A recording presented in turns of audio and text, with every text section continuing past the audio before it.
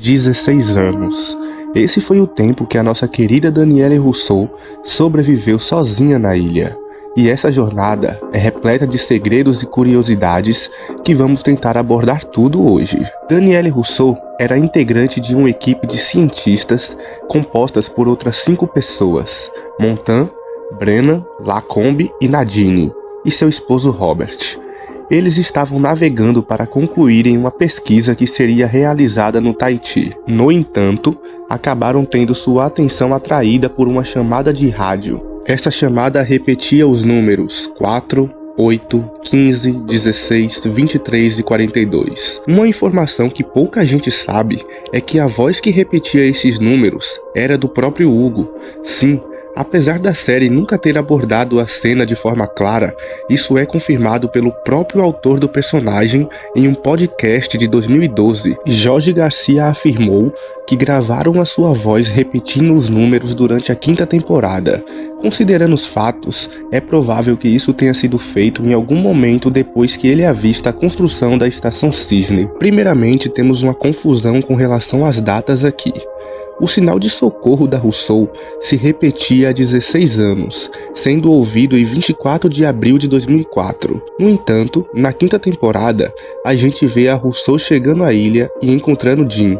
Ele ainda não tinha percebido que estava viajando no tempo, então ele pergunta a ela em que data eles estão e ela diz que o barco deles saíram do Tahiti no dia 15 de novembro de 1988.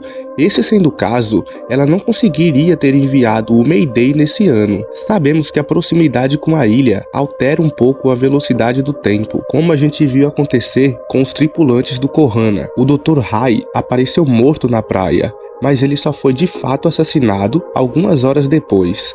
Talvez isso possa ter acontecido com o barco da Rousseau, ou sei lá, possa talvez ter sido somente um erro de gravação. No entanto, um dos produtores de Lost conseguiu postar em um fórum da gringa uma imagem muito reveladora, aonde ele mostra um papel com várias anotações dos produtores da série na época, aonde a gente vê que, na verdade, a Rousseau e seu grupo deixaram o Tahiti em 15 de novembro de 1987, e que a Rousseau teria dito 1988 porque eles já teriam perdido a noção de tempo. Afinal, ela conta a Said que eles perderam a rota 3 meses depois de saírem do Tahiti, e então seus equipamentos pararam de funcionar.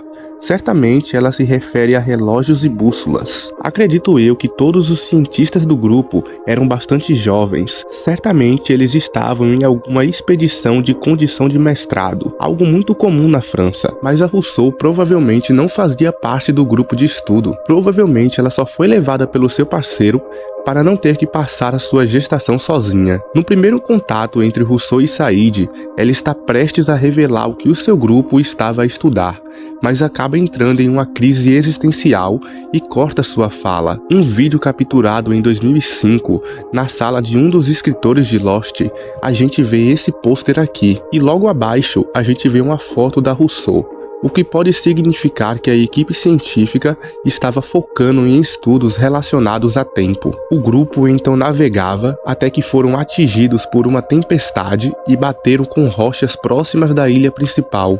Então eles decidiram pular do barco principal com o auxílio de botes salva-vidas.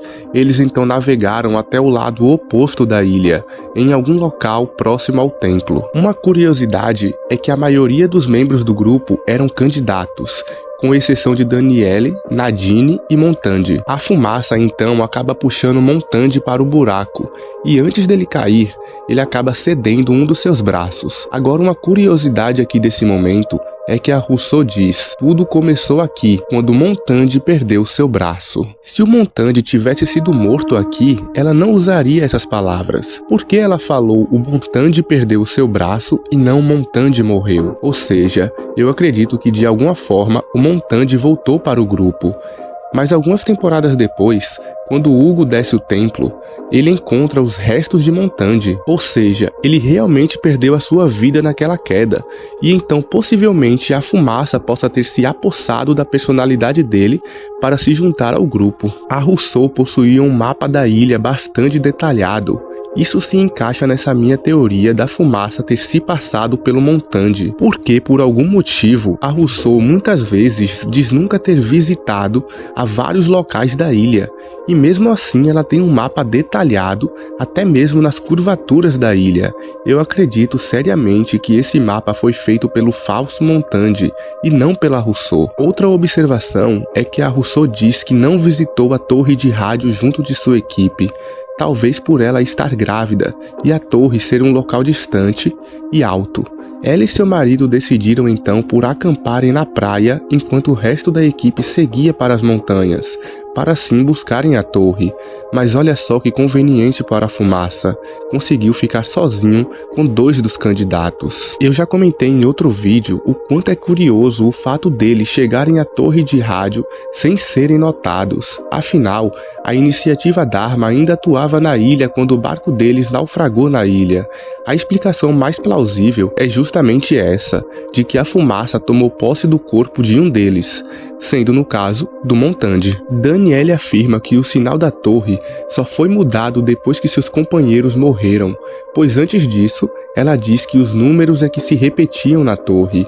Ela diz também que seu grupo estava bastante focado em descobrir o significado dos números, então eles andaram bastante pela ilha, mapeando vários locais diferentes, e isso teria durado 2 meses, que foi quando eles encontraram o Black Rock.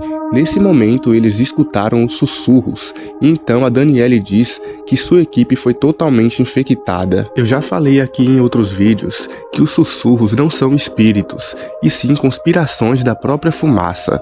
Tem uma teoria de que o montande manipulou também a equipe por inteira para procurar informações sobre os números, ao invés de usar a torre de rádio para pedir o resgate. E isso possa ter gerado uma raiva em Daniele. Afinal, ela estava bem perto de dar à luz, e ninguém ali estava pensando nela. Mas então ela decidiu eliminar o montande, ou pelo menos acreditou ter feito isso. Afinal, a gente está considerando que a fumaça é que estava em sua posse, e por fim ela atirou nos seus outros últimos companheiros. Então a Rousseau, como a última sobrevivente, caminha até a torre de rádio 3 dias antes de dar à luz a Alex.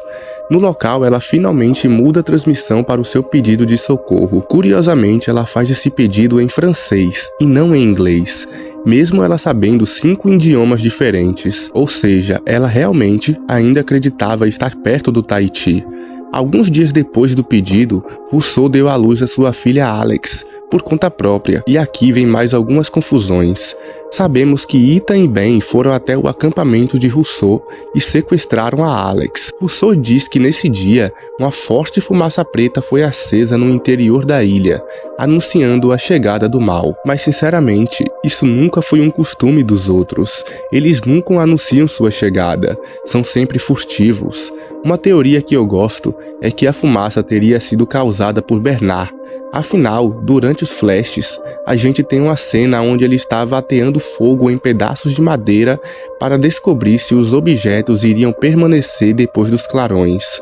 Então eu acredito que isso tenha sido a fumaça que ela avistou. Depois disso, ela provavelmente partiu para o outro lado da ilha, em um lugar menos visado, onde ela preparou armadilhas e outras estruturas de defesa. Eu também gosto de pensar que ela possa ter recuperado recursos do seu navio naufragado.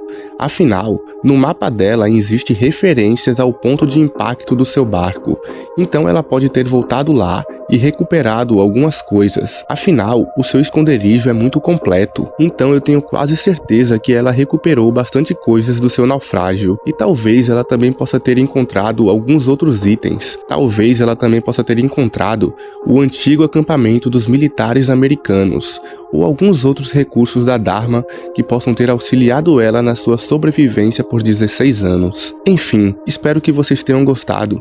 Se inscrevam em nosso canal para me ajudar.